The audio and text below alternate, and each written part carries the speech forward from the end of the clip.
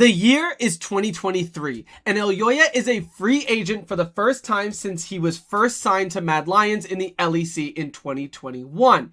And most notably, despite this being a somewhat successful year with Mad Lions winning the spring split, ultimately Elyoya makes the ambitious call to sign a mega deal to become the sole captain and star of Mad Lions that he always was up to that point, but truly now like never before, by removing every single player that he played with up to that point, including longtime friends like Carzy, and the Mad Lions coaching staff in Mac and Pad, who were with the team since arguably 2019, maybe even 2018.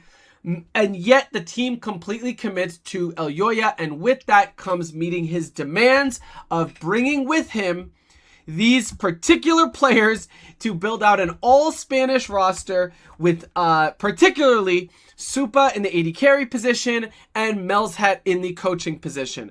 And it's important to note, give me 2 seconds as I pull this up. Don't go anywhere. And in fact, subscribe because we're posting daily on this channel. And somebody's got to pay my bills. Give me 1 second. Sorry, it's like right here.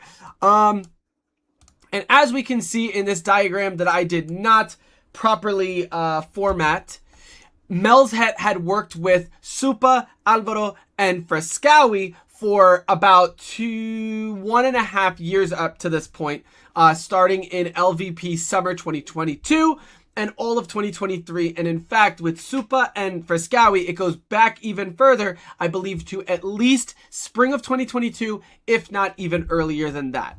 So this project was very special, as we've talked about many times in the past, all Spanish roster.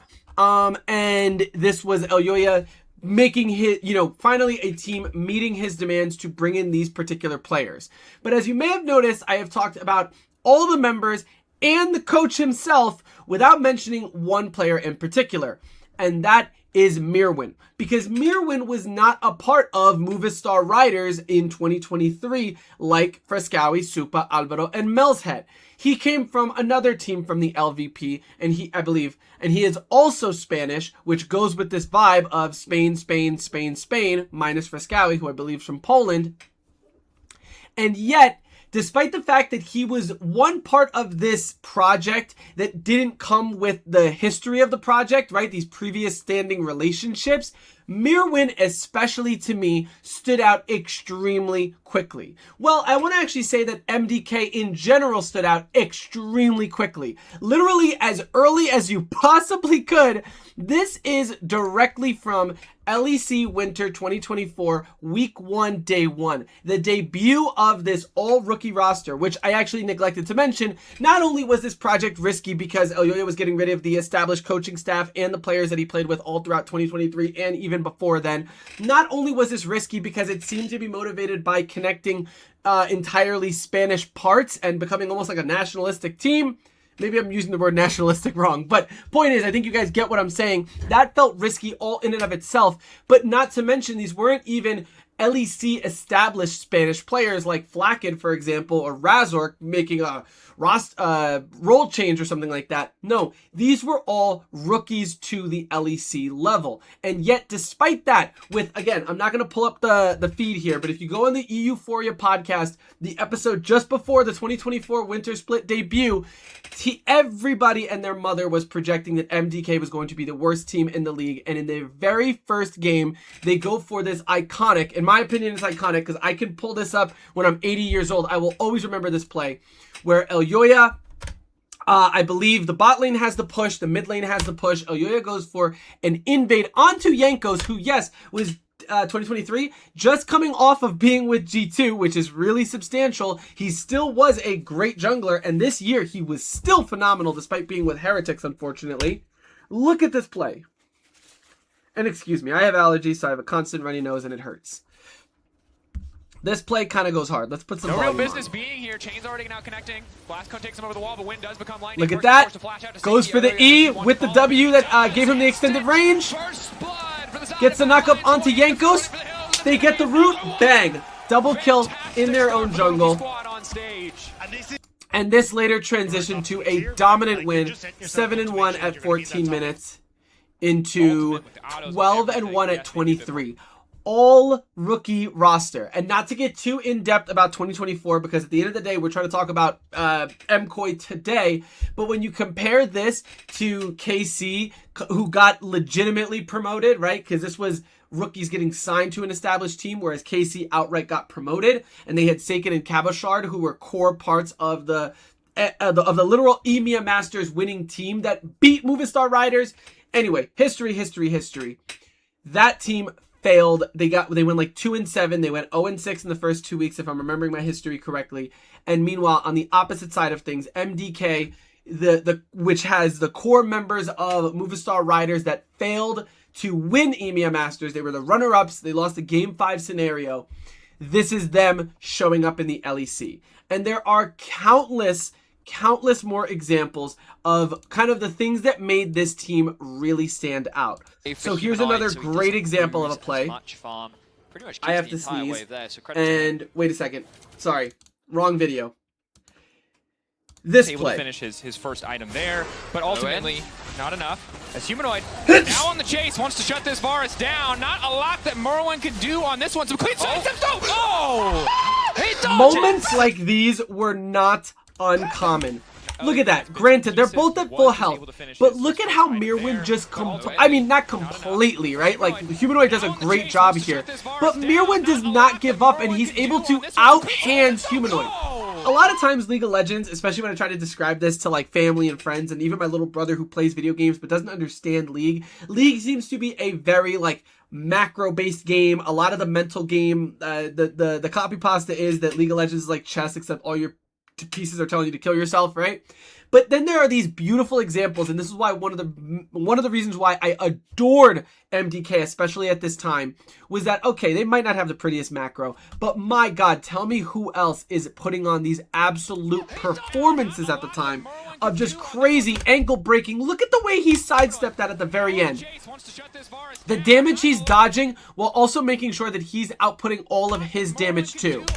Gets his Q off, boom, sidesteps to the left. Humanoid's, I don't know what ability that is on Corki. Shoots to the right, misses.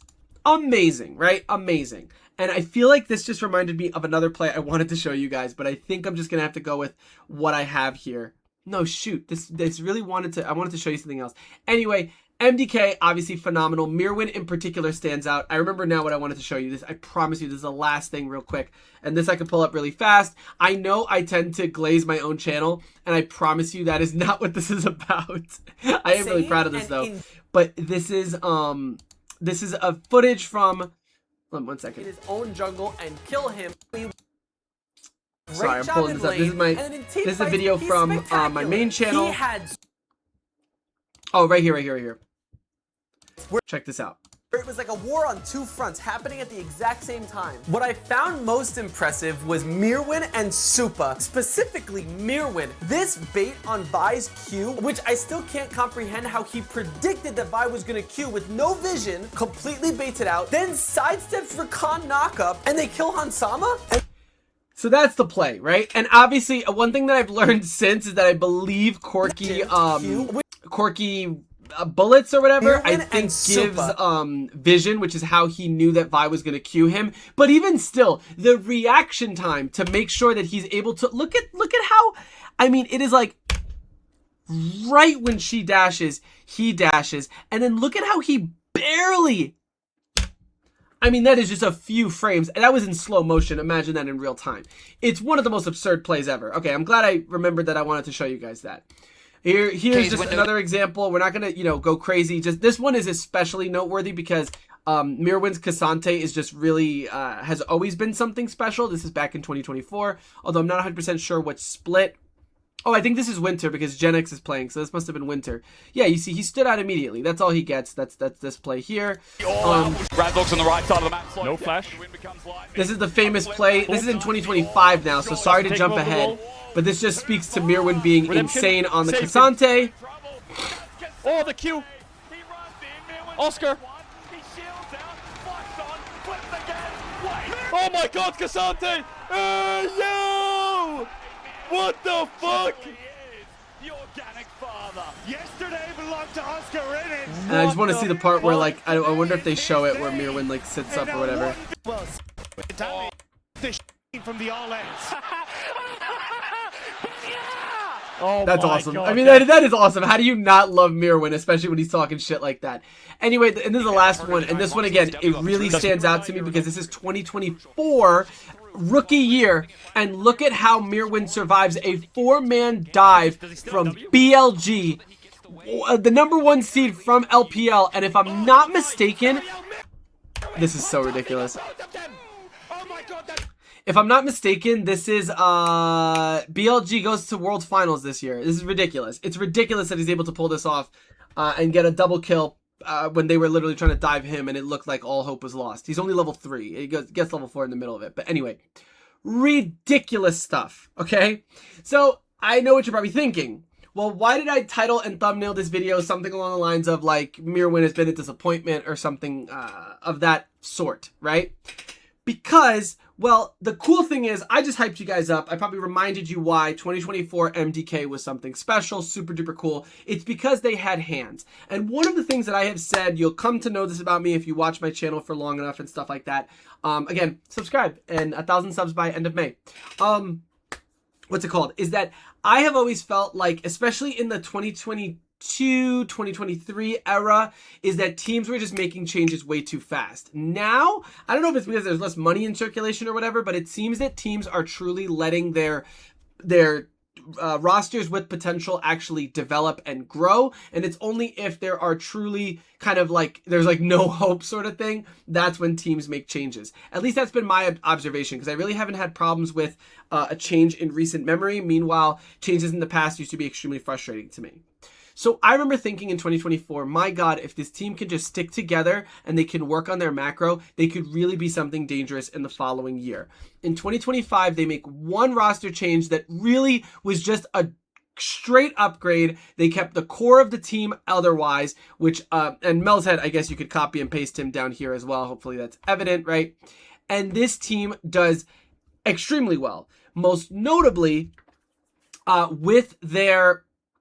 I forget. Yeah, with their complete victory in LEC Spring, which was just unexpected and incredible. They 3-1 G2 in the finals, and they become EU's first seed for that spring, showing their true potential of what this roster could do. These guys who were just rookies 1 year ago, 3 rookies on this roster and a rookie coach, became LEC champions, and Jojo Pune won his first title since his rookie split with EG, I believe. Just a really noteworthy run. And it did feel, especially in that spring finals, like this team got some of their macro shit together. Not to mention that in 2024, especially in that green screen background main channel video that I did, that we just looked at together, MDK did show that when their backs were against the wall and they needed to clutch up, like in their tiebreaker game against Rogue, followed by Vitality, followed by, I think, Vitality again at the end of LEC Summer 2024, which allowed them to make season finals, and then they won the best of 5 against G2, which was extremely clutch to then qualify for Worlds. Then they also were kind of clutch in the play-in stage. Like, this team always knew how to show up when it mattered most, and that's kind of just Mad Lions' MO at this point.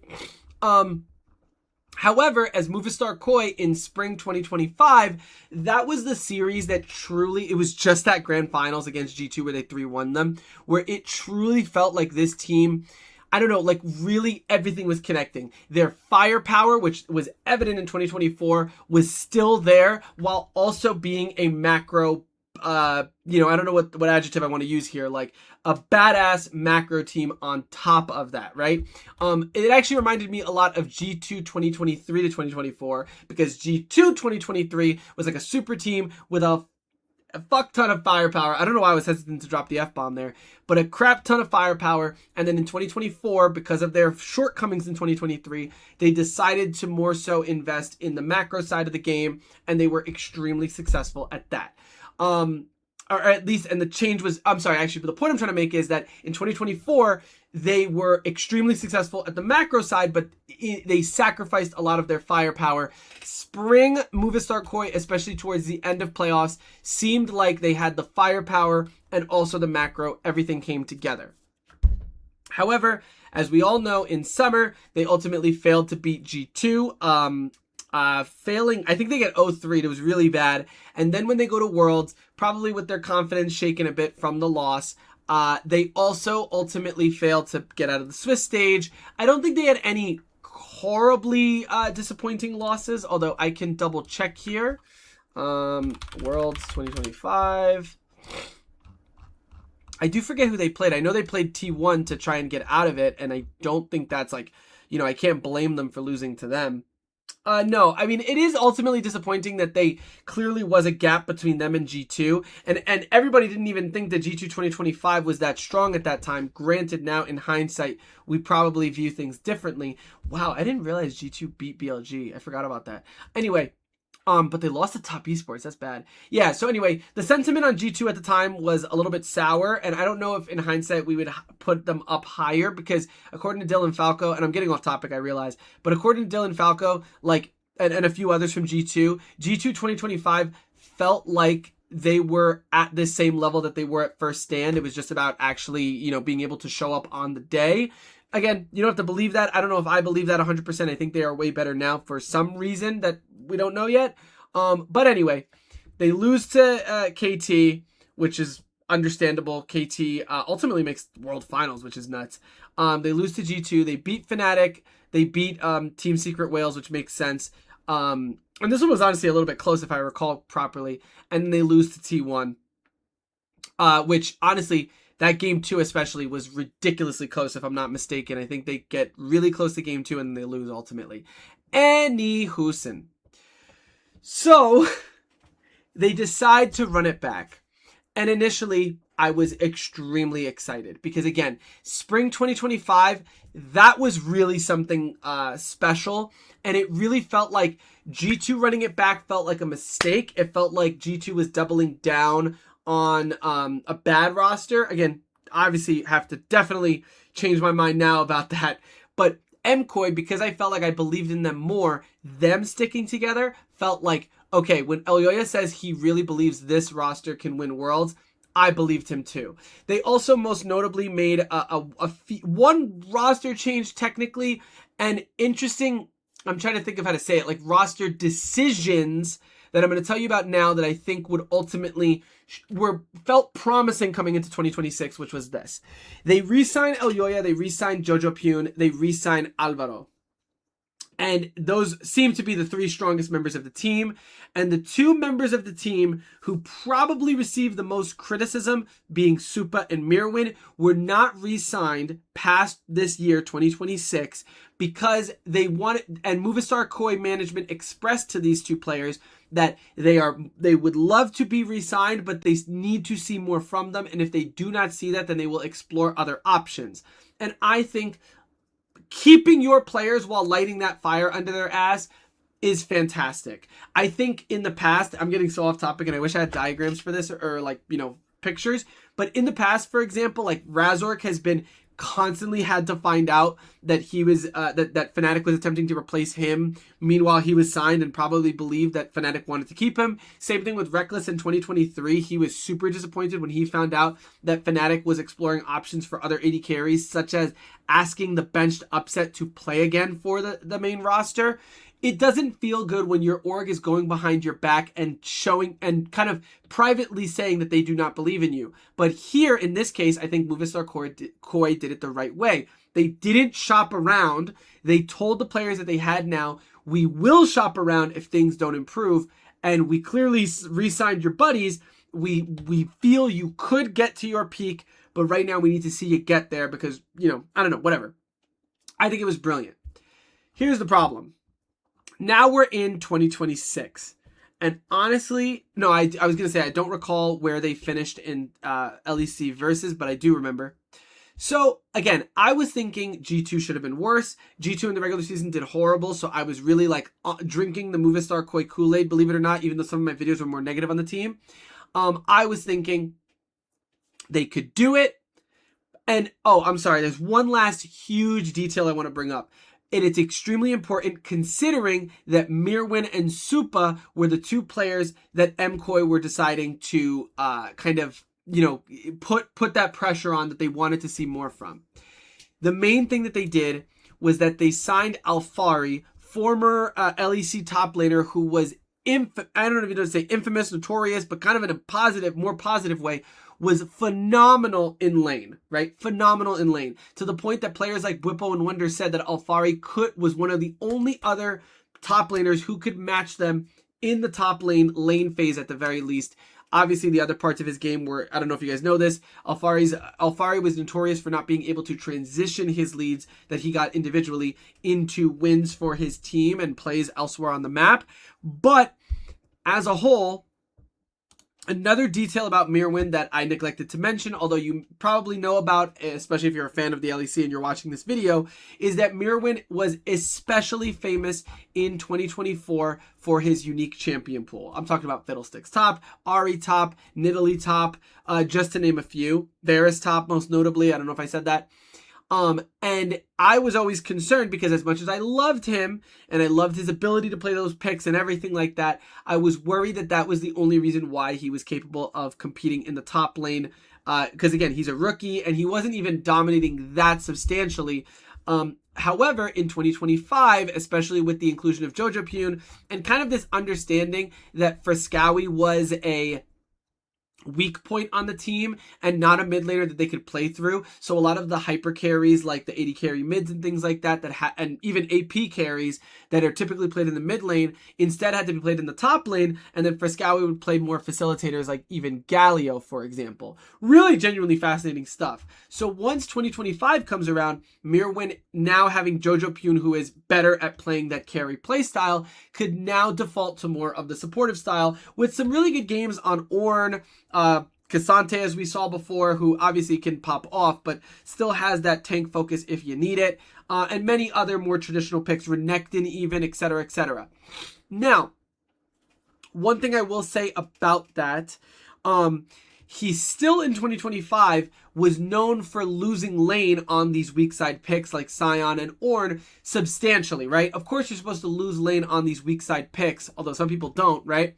But he would always come out with a not much more severe, it wasn't drastic, but he would come out to a pretty bad disadvantage and make up for it with phenomenal team fighting that you cannot take away from Mirwin. But I did feel that he wasn't as comfortable in team fights on an Ornn pick or a Sion as he was with obviously things like the Varus or the Zeri or crazy things like that topside. Okay, in 2026 now, he has Alphari, and again, it's like, okay, so not only are we telling you that we need you to improve, but we're going to give you arguably one of the best resources in the biz with Alphari. And I want to also point out that back in 2024, so in 2023, G2 was a super duper powerhouse, but then they needed to make macro improvements in 2024, and I believe that was also the year that G2 signed Alphari as the positional coach for BB, and BB shouted him out at the end of winter when they won because, and he said, like, Alphari helped me significantly with my lane phase. All of this context, right, guys? This should have been a recipe for success.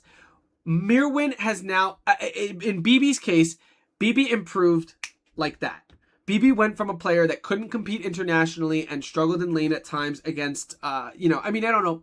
Maybe I shouldn't say that he struggled in lane domestically, but he went from being strong in lane domestically to becoming like the outright best and being able to solo kill on the international stage, and not against like, CB LOL and LLA, but actually LCK and LPL, which is absurd, especially for a player who struggled for so long on the international stage. So I was hoping that with Mirwin's firepower, and now with Alphari's more regimented, structured, lane dominant style, that this should be phenomenal. And what I have to say is, it has not been phenomenal. I know it took me 24 minutes to get to the bad parts about Mirwin, but man, there's a few examples, and most notably this weekend, well, it's really two huge examples here that I want to point out. First and foremost, you take a player like Knock-Knocko, and don't judge my recommended page, by the way. It's a lot of SNL and frickin' Nikki Jakey and whatever. I'm getting distracted. So, as you guys may know, which I wish this video did way better. I think I'm going to try and change the title thumbnail or whatever. There is an LEC, there is an EWC qualifier online tournament that is happening.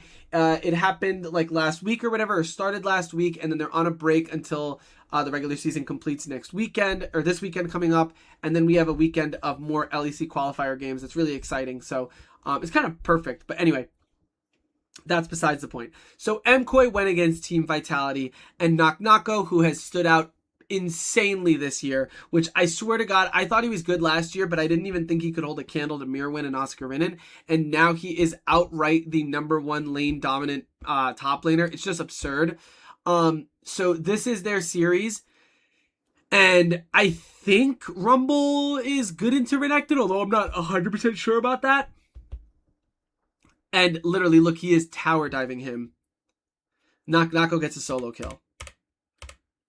We move forward. Look how low Knock is. Gets another solo kill. Does not die, by the way. I should have shown you that. This is game 2 of that series. It is a ranged versus ranged matchup. Now, yes, Vayne should bully Jace, despite the fact that Jace is a lane bully. This is probably a counter pick of sorts. Flashes. Knock gets another solo kill. Third of the series, first of this game. And then in the very same game, hits the exhaust. Look at the way he's spacing around. Or is this the same play? I apologize. This might be the same play. Yeah, this is the same play. Sorry. Here's play number 2. Rips the exhaust again. His spacing phenomenal. I assume Vayne has more attack range than Jace or something. I'm not sure, because man, like, he's playing on the very edge of that range. I guess it makes sense. Maybe he's also trying to prevent like melee form from jumping on top of him. I don't know. But long story short, 2 solo kills, and I assume there is one more right here, which is just absurd. And yeah, that's that. Now, I will say, in case you don't realize, first of all, MKOI won game 1 despite the 2 solo kills from Knock. And now in this game, despite this massive lead of being 7-5, 7-2, or maybe even 8-2, no, 7-2 kills, MKOI still brings this back as well. Now, unfortunately, I did not watch that series at all, to be honest with you. But I think you could arguably say that Knock has a similar dynamic to Alfari, where he is absolutely stupendous in lane and then isn't able to translate that into wins. Whatever.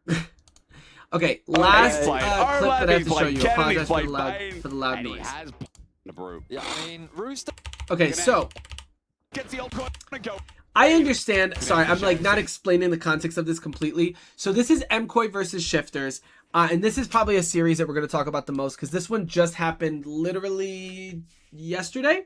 So first of all, Shifters got Shio, and just that one change alone, which I freaking called it. I know you guys know this, but I freaking called it, and I said Shio was the best jungler in EU, which is obviously clickbaity, but literally look at how much he's changed this org from not winning a single best of 3 in the spring split to winning an EWC qualifier best of 3 against I forget what team. No, I guess it's not super important right now. And then he what's it called? They won a series against Team Heretics, which obviously is more understandable. Heretics is not very good. But then now they even were extremely competitive with MKOI, and I believe they win this game. So they take it to 3 games, which is really impressive. So coming into this game, Mirwin picks the Jace, I believe, slightly early, and that's what allows Rooster, who is a very good top laner, not only because he's Korean, but he actually is very good, which is kind of bizarre to think about. Like, I don't understand why Shifters, with a player this good, wasn't able to make more wins. But anyway, he gets the counter pick of Aurelia into the matchup, and so we find ourselves in situations like this. Okay, granted, I forgot that this one includes a gank. Excuse me. But long story short, Mirwin gets punished. And then shortly thereafter, this is followed up. Oh, damn. I didn't realize he gets freaking bullied like this. After the Vanguard's edge, Rooster gets full stacks of that Ionian fervor. And I mean, I think I will say this, even without his death, and I did actually watch this game in its entirety. I pull up the highlights to obviously just run through all of like the individual mistakes, but as you can see, there was also a substantial CS lead, turret plating lead, so it wasn't just the kill that was making that happen. It's also just Rooster outplaying. And ultimately in this game, look at Mirwin getting bullied in the bot side again by Shio. Wow, I mean, Shio really is so nuts, just all over the map, just knows how to have a game plan and just to play to it. Anyway, now you're looking at Mirwin with 0-3-0. Not very good. So obviously super duper disappointing. I'm not going to go play by play here. I forget the matchup in game 2. Oh, I will say Mirwin actually does freaking go crazy in team fights on this pick, and that might also be the case. No, I mean they lose this game, so never mind. But Mirwin on Shyvana, I think. Well, he obviously doesn't get solo killed, but anyway, he does show up in team fights, which is great, and I'm happy about that. But then Mirwin gets Varus, and yes, in the LCK, the counter pick is the Nefiri, but I guess it is disappointing that this is not just any top laner playing Varus. This is Mirwin, who is known for Varus, struggling on this pick, right? That's extremely disappointing. I mean, Shio is just bullying the crap out of him. You can see this. He gets dove under his tower because he believes he has Elyoya. Rooster literally solo kills him with 0 intervention from Shio. Pretty crazy stuff. However, again, in this game, I don't know how much it's Mirwin that contributes to this win. I think it's actually more Jojo Pune and Elyoya who kind of, well, really, I think it's actually like low-key solo Jojo Pune that brings this back. Okay, so what am I trying to say here? I feel like in 2024, MKOI had firepower and Mirwin had weird picks. And had strength in lane, etc., etc. In 2025, it became more about weak siding, but still having really good team fight, and not getting solo killed in lane, I guess. And now in 2026, it actually feels like a regression from Mirwin. It feels like either the level of every other top laner has improved and Mirwin has not, at least not as much, and so he's falling behind in a way. Or he's outright regressing because maybe the way Alfari's trying to teach him how to play is different from what he's used to, and there's growing pains to that. And I was hoping he would outgrow those in LEC versus, but it's 2 splits now. How much longer? And I say this with love because I adore Mirwin. I just spent 20 minutes glazing him before criticizing him. I love Mirwin so much. I love his personality, and I genuinely love his playstyle too. It's not just personality carrying him through. But how much more time can I give the guy? And honestly, how much more time can I give MKOI? This series against Shifters, I wish I had it more on deck, like just instead of having to run through the highlights, just actually tell you moment by moment what happened. But that series, if you watched it, was just a slobber knocker. And that's funny, but not when MKOI actually still cares about winning right now. Because I guess my point is, if that was a series that didn't matter to either of their standings, then okay, MKOI, go nuts, have fun, right? Just have fun, who gives a shit? But when it's a series that determines whether you make playoffs or not, right? And you're going into GX, KC, and G2 next week, which none of those wins are guaranteed, with maybe the exception of GX, and even that one, they might surprise you, especially when you're not looking in top form. For MKOI to just completely just like throw themselves at Shifters, which again, you should go and watch that series. I do apologize not to have it off the cuff. What's it called? That series was just them running again and again and again at Shifters and just literally like out team fighting them, but even still they were dying a lot. Give me 1 second. I just want to pull up one last thing. I promise. We're coming towards the end here. Actually, I feel like I should just pull up like, oh my god, look at that. They were 1-6 at that point. Oh, you guys aren't even seeing this. I'm sorry. They were 1-6. And look at this. It was 14-9. 14-9. And it is just fighting after fighting after fighting. 17-18. These are not pretty kills. Look at this. Look at how over aggressive they go on Paddock. Like, why do you have to go so balls deep on this play? They get the freaking Bard ultimate. Paddock nearly escapes. They actually turn the play. They get the kill onto, who is that? They get the kill onto Supa. Now Elyoya's GA gets popped. I swear to God, Elyoya gets out of here. Oh no, he doesn't get out of here somehow. This is just an ugly fight. If you are playing against a better team, MKOI gets wiped here. Completely wiped. And they're only getting away with it because Shifters is not that strong of a team. And that's even with the compliment that, yes, Shifters is improved and they always have been pretty decent and for whatever reason throw in the mid game. But whatever, man. It's disappointing. The only thing I will tell you is kind of 3 quick things. 1, I have criticized Melzhet in the past for being a harsh coach. And especially, look, considering who Melzhet goes up to, Mirwin, the guy who did not play pretty, especially in this game. And look at him smiling. That's one key detail, right? Melzhet is happy despite this being a horrible series. Horrible. If I was the coach, and I am a very nice guy, I think you guys know that, very optimistic and stuff, I would be chewing them out backstage. So Melzhet smiling really surprised me and cracked me up. 2, during the interview here with the PGL with Elyoya and Jojo Pune, they both, after joking around for a little bit, recognize that they are not playing super well right now. But they do feel confident in scrims and that they do feel extremely confident that they will ramp up into a win. Which, by the way, Elyoya is low-key the king of spring, winning every other year's spring. So technically, if you buy into narratives, this is an even year. Because it was 2021 spring he won, 2023 spring he won, 2025 spring he won. So maybe we'll have a gap this year. But I don't know. Obviously, that's just narratives. Anyway, the last detail, I wish I could pull it up, but I'm a little bit lazy for this last leg of the video. Melzhet just did an interview and he said that the big thing is that for the first time kind of ever with this crew, they are doing better in scrims and it's not translating to stage. Meanwhile, in the past, it used to be much the opposite, with the team doing bad in scrims, but somehow managing to show up on stage.